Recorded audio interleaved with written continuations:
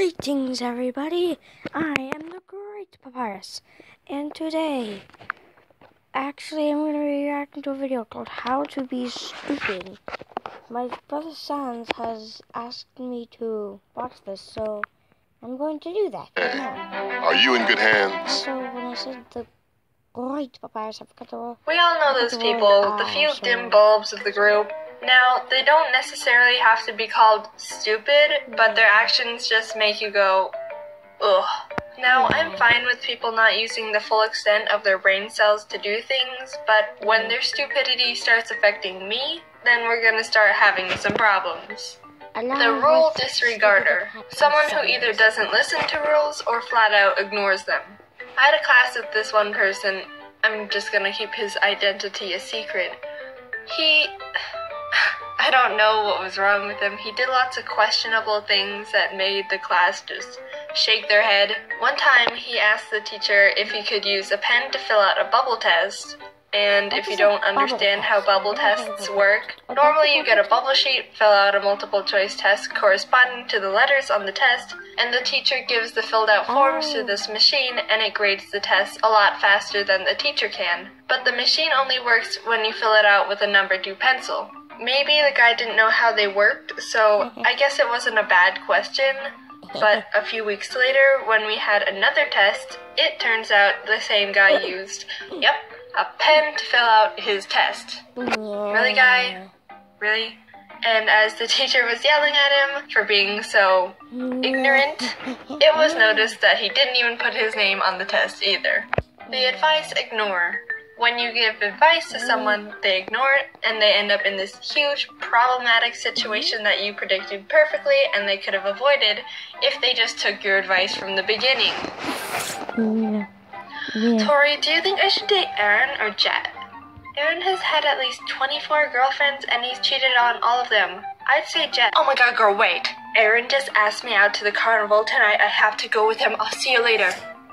Oh my god, Tori, Aaron bailed on me for some blonde who isn't even hot. You have to come pick me up. Aaron is my only ride home and I'm getting heckled in the rain. The non-future planner. Someone who doesn't think of the consequences of their stupid actions before they make them.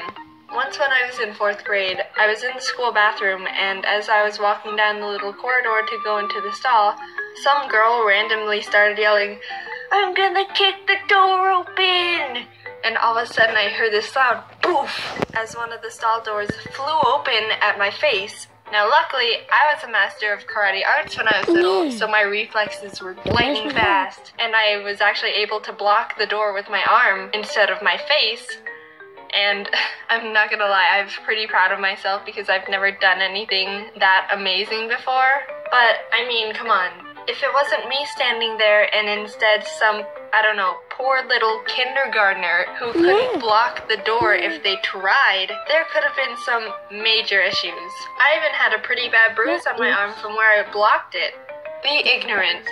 When someone doesn't pay attention to their surroundings, when they could be a hazard to something or themselves.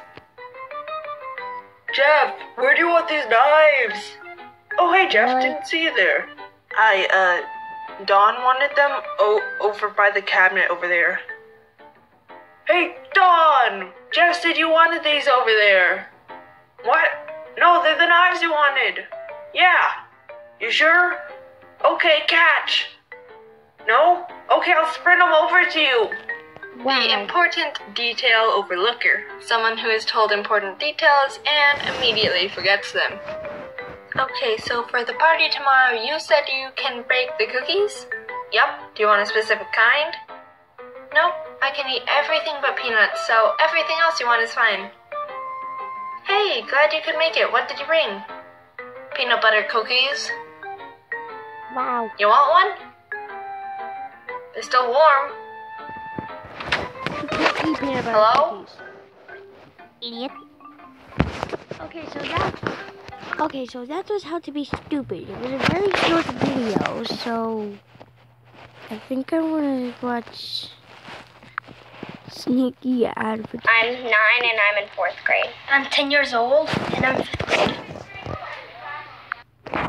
Sneaky advertisements. You all know what I'm talking about. It's when those companies try to get away with selling crappy products by sneaking around details and drawing you in with good deals. There's countless products out there that companies make seem super amazing on the ads or in the commercials, and then you buy it and it's complete crap. So here's some tips, companies, on whether you should sell your products or not, because we, the consumers, are very sick and tired of your sneaky little plans and stuff. Yes. If you have to hide something about your product, don't sell it. Papyrus. Okay, Agree. how do we say this Good, product will Papyrus. completely blind you if you get it in your eyes? How about we just say that? Blindness is pretty serious and we don't want anyone getting hurt. But we can't have people looking at the bottle and seeing that they could get blinded and get scared and not buy it. Jeremy, how about we write, "Do not let come in contact with face." But that makes it seem not as serious. Exactly. Jeremy, make the print really small and put it at the back and the bottom of the product. If you have to hire actors or write a script for the people on what to say about your product, don't sell it. Pretty much every Okay, product so seller what you're gonna ever. say is, "I love this product. Everybody It saved me countless can hours agree of work. can agree with But the I haven't good even used the Papyrus. product before. How do I know if it does?" Just say it and we'll pay you lots of money, okay? Don't try to make things seem better by making all the warnings all proper. Why would you ever say So that? you're saying that if someone were to Wow. drink this, the product would slowly break down their stomach wall, causing the stomach acid to digest itself, resulting in serious injuries and maybe even death in a matter of days. Yes, that's correct. Wow. Not for consumption. If you have to woo people into buying your product with gifts, don't sell it. Special offer! If you buy the self-heating coffee mug, you'll also get a second one, free! Also, if you pay shipping and handling, you get 5 free packs of coffee beans of your choice to go with your amazing new mug. And there's also a limited time offer for a really neat spoon for your coffee mixing. A spoon. But wait! If you act now, you get a very exclusive mystery prize! Order your self-heating coffee mug today! If you're selling a medicine Wow. and the side effects are worse than the actual problem, don't sell your product. Side effects may include sneezing, itchy or irritated eyes, runny nose, dizziness, sore throat, depression, suicidal thoughts or actions, vomiting, some forms of cancer, and memory loss. Some deaths have also been reported. That sounds like a lot of side effects for just curing allergies. Yes, but it's worth it. But most of the side effects include what allergies actually are, like sneezing, itchy or irritated eyes, runny nose, and sore throat. It's basically like you're paying money for allergies. Yes, but it's worth it. No, it's not. These videos are really short. Basically, much do. So I was eating at this restaurant with my best friend Kate. Wait, dude, the audio doesn't sound horrible anymore.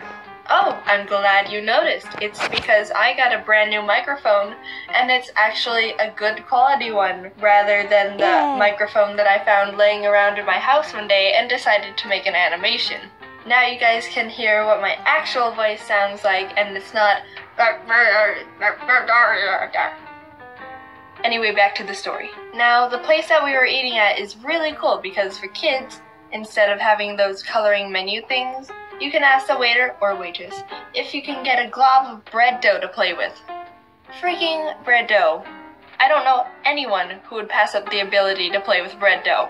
So obviously, Kate and I had to get the hookup. But we were both really shy at the time, so we had to choose who was going to be the one who asked the waiter for the dough. And it wouldn't have been as bad, but considering that Kate and I were both above the age where you were considered a child who can play with bread dough and not be judged by adults, both of us didn't want to be the one who asked. I don't even know how, but she ended up convincing me to be the one, and the waiter came back around 5 minutes later to ask if we needed anything. And that's when I panicked and everything went downhill. I needed to say 7 words. We want some bread dough up in here. But for some reason, I couldn't get myself to say it. At first, I couldn't do anything, and I just stared at him. And he kind of gave me this look. And then I opened my mouth, and this is what came out. Can we Sorry, can we have, I've never stuttered that hard in my entire life. And when I realized that, I started laughing at myself, and then it sounded more like this. Sorry, can we, sorry, Kate's mom had to just cut me off and translate to the guy what I was saying. And after a look that tried to hide his judgment of me, he walked away. I was so embarrassed, but we all got a good laugh out of it. And hey, bread dough. Automatically worth it. Hashtag. Okay, well, humans, I'm going to go ahead and end this video here. That was just a little thingy to do. Just a little random video. I'll see you guys in the next video.